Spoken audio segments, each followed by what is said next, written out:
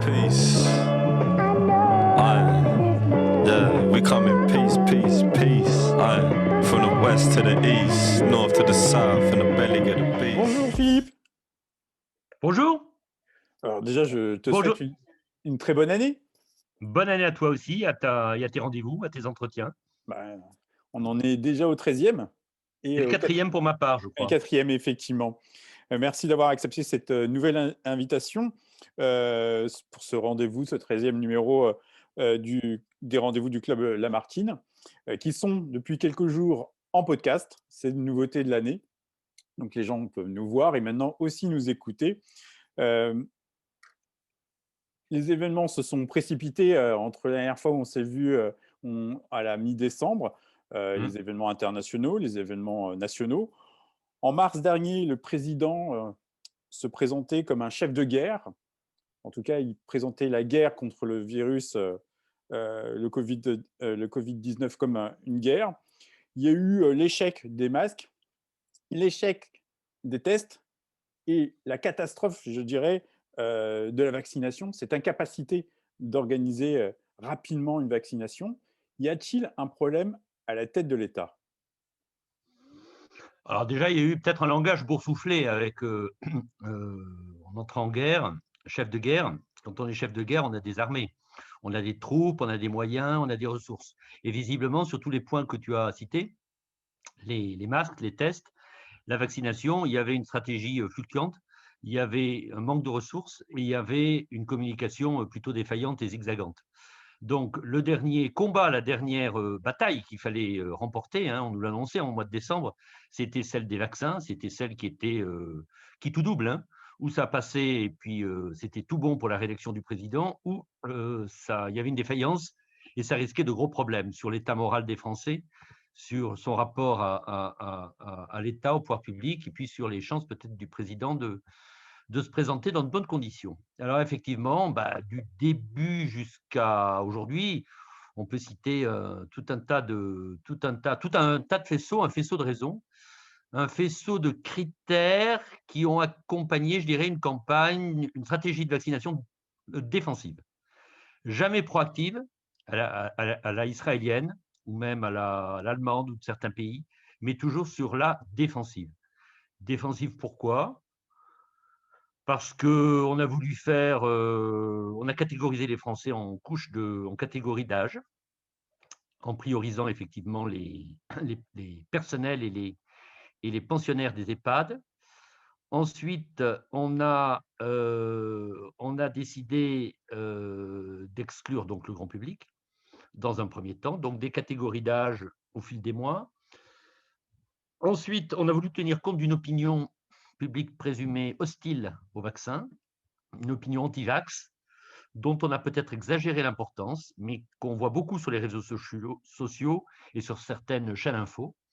Et donc, on s'est dit qu'il ne fallait pas brutaliser l'opinion française, qui aurait des retours de manivelle et de très, très désagréables et très négatifs pour le pouvoir. Donc, on a ménagé les anti sans aller chercher les pro-vaccins. Et puis, la troisième raison, c'est qu'il y avait une raison un petit peu industrielle, souverainiste, c'est qu'on a voulu favoriser, on a voulu laisser un espace pour le vaccin, le possible hypothétique vaccin de Sanofi, du groupe français Sanofi, puisqu'il était dans la liste des labos retenus et des commandes de Bruxelles pour l'Europe. Et donc, on s'est dit on a cru peut-être que celui de Sanofi allait arriver plus vite que prévu, en tout cas avant la fin de l'année, et qu'il fallait qu'il y ait une part de gâteau pour le fleuron français de l'industrie pharmaceutique. Et là, ce fleuron, il a un peu failli à partir de méthodes et de confection de vaccins peut-être un petit peu dépassées, obsolètes, en tout cas pour cette pandémie, et que donc on a dû recevoir les vaccins des concurrents américains, de Pfizer, de Moderna, même si c'est un Français qui le dirige. Et là, après, s'en est suivi tout un tas de raisons, vous pourrez peut-être m'interroger là-dessus, aussi sur la logistique et sur l'impréparation après de la distribution des vaccins à partir du nombre de doses, à partir des conditions de conservation de ces doses, de frigo à 80 degrés, et là s'ajouter d'autres problèmes. Mais au départ, il y avait ces trois raisons de fond idéologiques qui ont orienté une stratégie qui ne pouvait, dans ces conditions, qu'échouer. Mais l'État français aujourd'hui n'est plus capable d'organiser, comment dire, une grande campagne de vaccination? L'État est capable d'organiser chaque année une campagne de vaccination pour la grippe. Elle le fait plutôt bien, sur 2 mois. Au départ, peut-être historiquement, ça n'a pas été si facile, mais il y a une espèce de régularité, de résilience qui fait que chaque année, peu ou prou, ça fonctionne. Mais ça se passe aussi par l'intermédiaire des médecins, des pharmaciens, et les conditions de conservation du vaccin sont moins spectaculaires et moins dures que celles qui concernent le vaccin contre le Covid.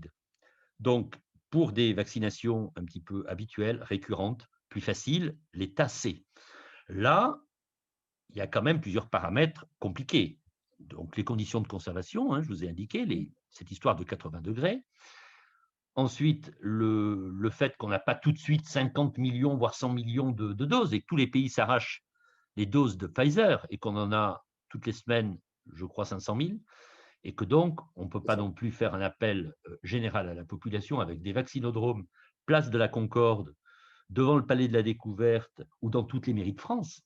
Parce que dans ce cas-là, d'abord, il faudrait des frigos à chacun de ces endroits, et puis très vite, en quelques jours, il y aurait une espèce d'affolement, de queue et de files d'attente, et il y aurait un nouveau pataquès. Donc, il faut quand même reconnaître à ce vaccin qu'il y a des conditions quand même particulières.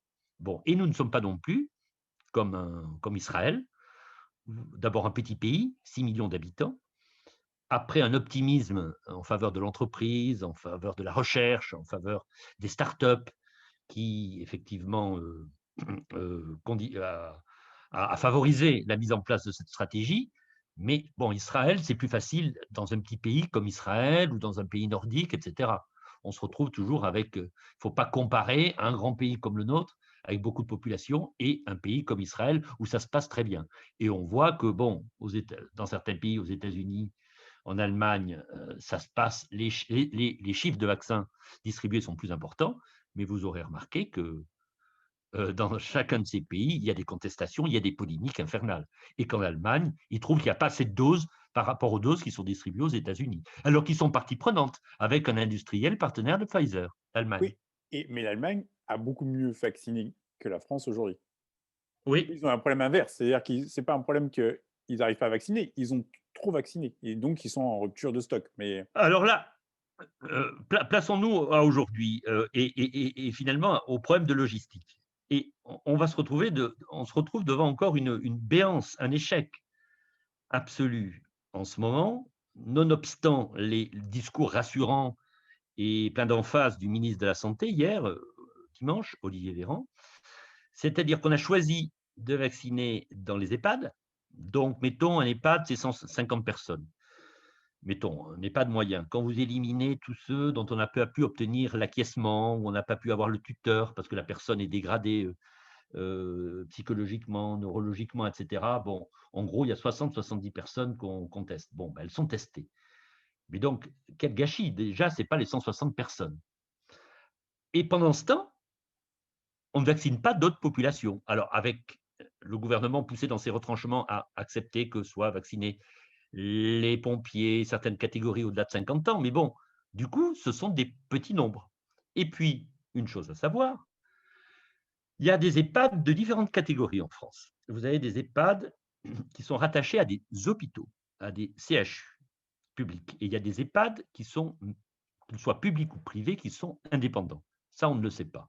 Eh bien, les grands répartiteurs de ces doses, qui reçoivent les doses, etc., ils travaillent exclusivement, enfin prioritairement, et donc ils ont été fléchés vers ces EHPAD qui sont dans le giron de certains hôpitaux. Vous savez, il y a des hôpitaux, il y a des annexes d'hôpitaux, des EHPAD pour les personnes qui sont trop malades, etc. Et donc, ce sont ces EHPAD qui ont été servis.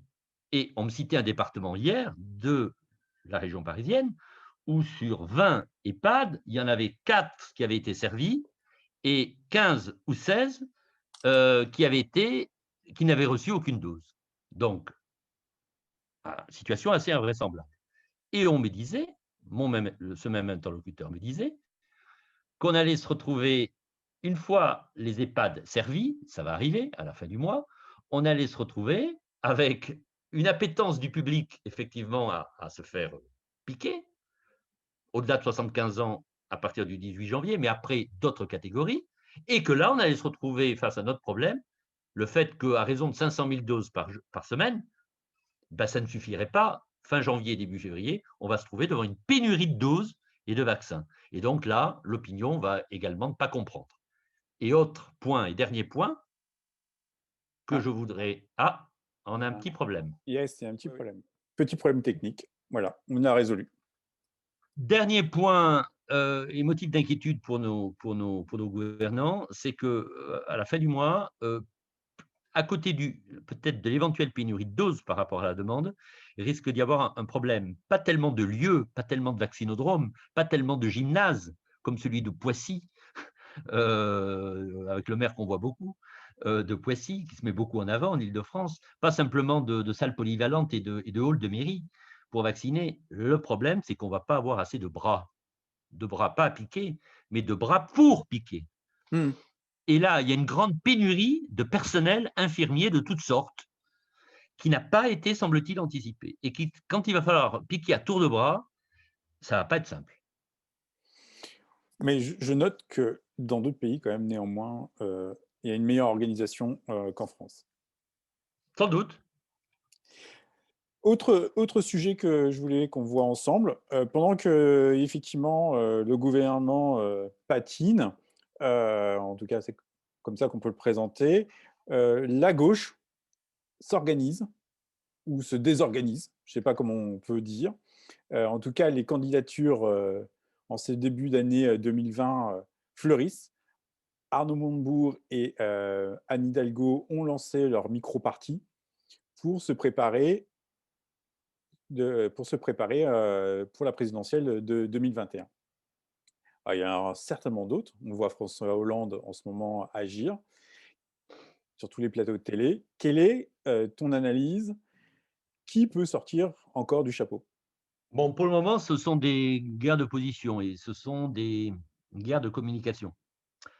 La politique étant un peu aux abonnés absents face aux problèmes sanitaires et à la crise économique et sociale qui se prépare, les politiques, ben, ils ont le nez et les yeux fixés sur 2022. Et ils se préparent déjà, à droite comme à gauche. Et donc, on sent faire des tours de piste médiatiques, différentes personnalités. Nous parlons là de la gauche. Alors, il ne faut pas tout à fait comparer Arnaud Montebourg et Anne Hidalgo. Anne Hidalgo a créé une plateforme, mais c'est dans le cadre plutôt de son parti, le PS, quitte à dépasser le PS et englober d'autres forces. Arnaud Montebourg, il n'est plus au PS, donc il crée son parti, sa structure, effectivement.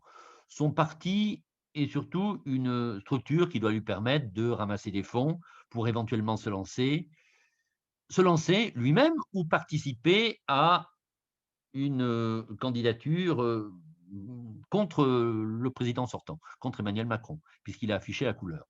À gauche aussi, on peut signaler les interventions récurrentes de François Hollande, mais qui n'a pas plus précisé ses intentions. Idem de Ségolène Royal. Le Roussel, le patron du PC, compte être candidat aussi, il ne faut pas l'oublier. Et puis, Jean-Luc Mélenchon était le premier à dégainer, il est à peu près sûr, même s'il n'a pas confirmé lui-même encore pour lui, mais il y aura un candidat de la France insoumise.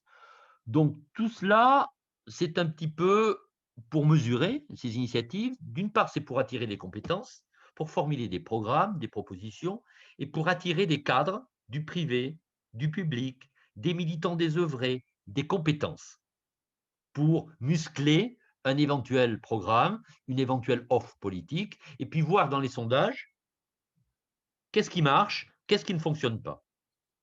Il n'y aura sans doute pas de primaire au sens qu'on a connu dans les présidentielles précédentes, notamment à gauche, mais ce seront les sondages qui trancheront. Les événements qui propulseront tel ou tel, les occasions, les événements et je pense les sondages. Voilà, donc c'est une course de lenteur, c'est une course de sac avec des gros sabots pour certains, un peu visibles, mais qui, Lionel, à mon avis, va occuper le terrain pendant de longs mois en tout cas qui va enjamber les régionales, où chacun verra si lui-même, en étant candidat, je pense à Xavier Bertrand, ben, un bon résultat, a des signes, reçoit des signes positifs favorables de l'électorat. Et c'est qu'après que les choses se décompteront. Mais voilà, il ne faut pas s'affoler, il faut pas. Je pense que l'opinion est assez indifférente par rapport à tout ça, mais c'est plutôt pour meubler, pour sont des ballons d'essai, pour tester leur candidature, et aussi pour attirer des compétences, parce que je pense que tous les partis politiques ont l'impression que le prochain quinquennat, il faudra qu'ils soient entourés de gens plus solides, plus aguerris, plus avec des idées. Et que là, le quinquennat a été trop, un peu artificiel, trop présidentiel, trop vertical, avec une faiblesse de talent, notamment au Parlement, mais pas seulement dans les équipes. On me signale en ce moment qu'il y a des hémorragies dans les cabinets ministériels de ministres en vue, de collaborateurs, de jeunes collaborateurs qui n'ont plus aucune illusion, qui ont enterré déjà le gouvernement, Macron, qui passe à autre chose et qui prépare leur atterrissage, pas dans la fonction publique à d'autres postes, mais dans le privé. Et donc là, je pense que beaucoup de politiques sérieux qui ont envie de prendre la place, hein, ont envie aussi de mobiliser des compétences pour trouver des ministres, des collaborateurs, etc. C'est jamais un très bon signe quand les collaborateurs commencent à quitter les, les ministères. C'est un signe de désespoir et la plupart du temps, ça annonce une défaite. Ben, je vous confirme, et je vous confirme que notamment les vœux d'Emmanuel Macron ont suscité beaucoup de désolation, d'ironie et de moquerie de la part de collaborateurs, dont je ne citerai pas les noms, dans certains cabinets, et qui ont passé leur temps à se retrouver pour échanger leurs idées et déjà leurs nouvelles adresses, parce qu'ils sont déjà partis pour de nouveaux points de chute, y compris de fidèles de l'ex-campagne d'Emmanuel Macron. Il y a un événement qui a marqué les esprits, l'attaque du Capitole par les troupes de Donald Trump. Nous, on a vécu il y a quelques mois l'attaque de l'Arc de Triomphe. Est-ce qu'on peut y faire un rapprochement entre ces deux événements?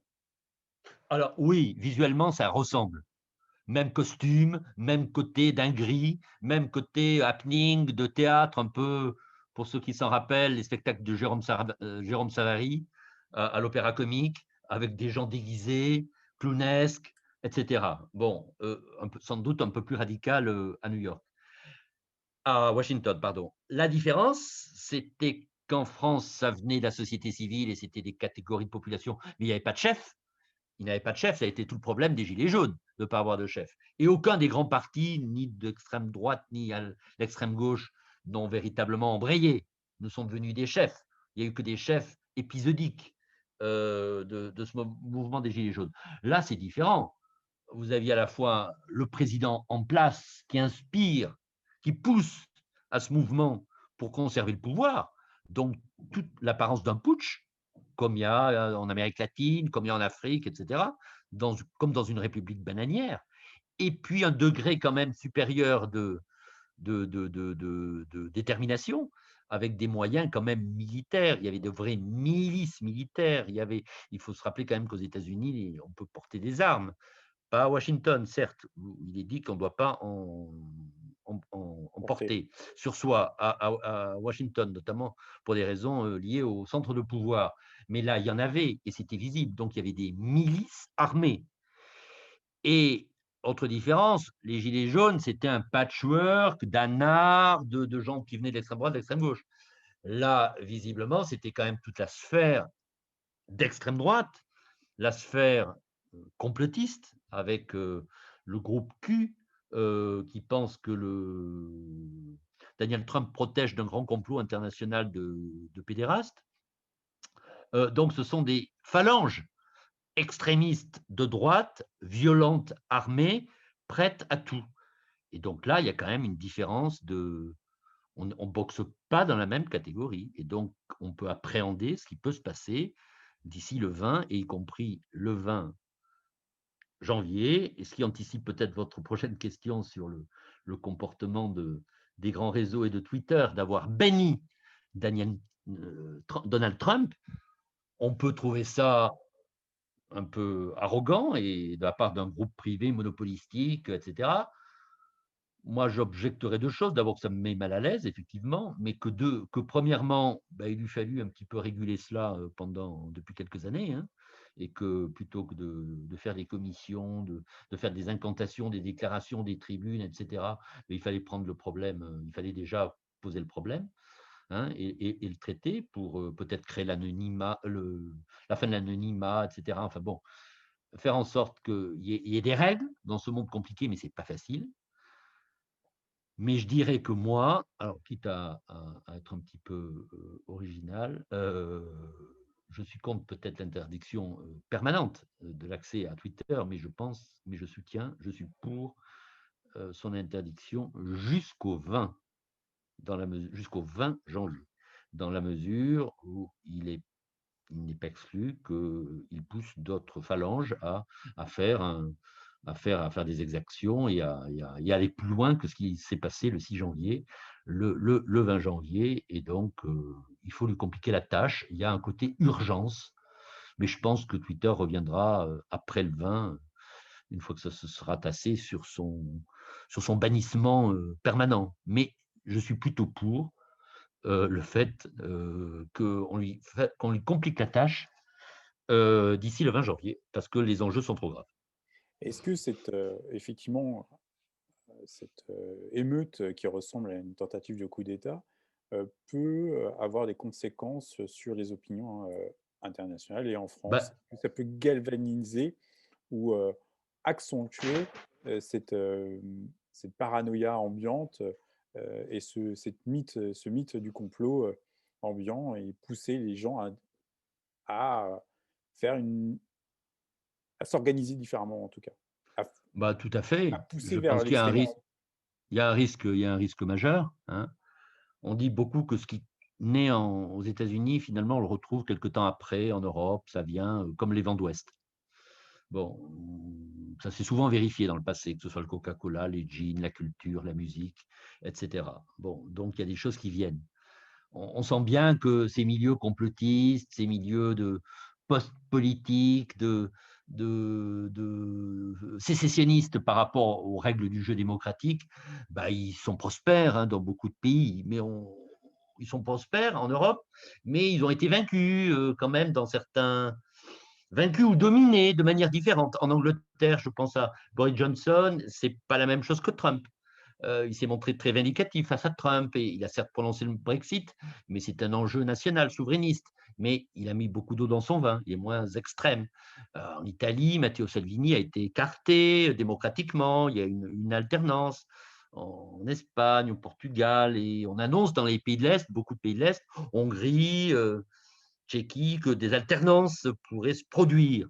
Donc, on peut aussi ne pas exclure que l'arrivée au pouvoir de Biden et les inquiétudes liées à la pandémie ressoudent les rangs de l'Europe et fassent gagner le combat du cercle de la raison et du débat démocratique par rapport à ces comportements extrêmes.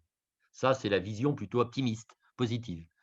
Mais on ne peut pas exclure qu'il y ait des mouvements, des répliques, comme pour un tremblement de terre, des répliques dans tel ou tel pays, parce qu'en fait, ce genre d'action au Capitole désinhibe les comportements, que ce soit aux États-Unis, où il n'est pas impossible qu'il y ait d'autres actions, pas simplement à Washington, mais qui se passent dans d'autres États où la bataille a été âpre entre républicains et démocrates, comme en Europe, à l'occasion de dégradation de la situation liée aux difficultés sociales, à la crise, etc., ou au rejet des équipes qui sont au pouvoir, quoi qu'elles fassent. Et parmi les pays européens, je dirais que Emmanuel Macron, est le plus potentiellement ciblé par ce type de charge, ce type d'action, ce type de comportement, parce que déjà, il a une première secousse lors des Gilets jaunes et qu'il y a toujours des gens qui sont violemment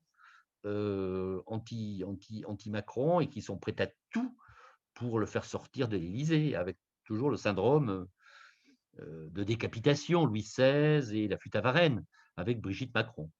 Sauf que parfois, l'histoire ne se répète pas deux fois de la même façon, hein. Il y a déjà eu la tentative des Gilets jaunes. On en a vu les limites. Et tout ce que j'ai dit précédemment, avec le retour du cercle de la raison, peut contrebalancer ces influences. Mais je pense que c'est le grand match idéologique de l'année qui s'ouvre. Bon, ben, nous allons attendre, voir les prochaines semaines comment ça s'annonce. En tout cas, Philippe, merci. Merci d'avoir encore accepté, Philippe Rayet, journaliste politique, qui est l'invité permanent des rendez-vous du Club Lamartine. Merci Lionel, à la revoyure, hein. Oui, et à très bientôt pour le prochain épisode. Et je rappelle qu'on peut, on peut écouter l'émission en podcast maintenant. Merci. Merci.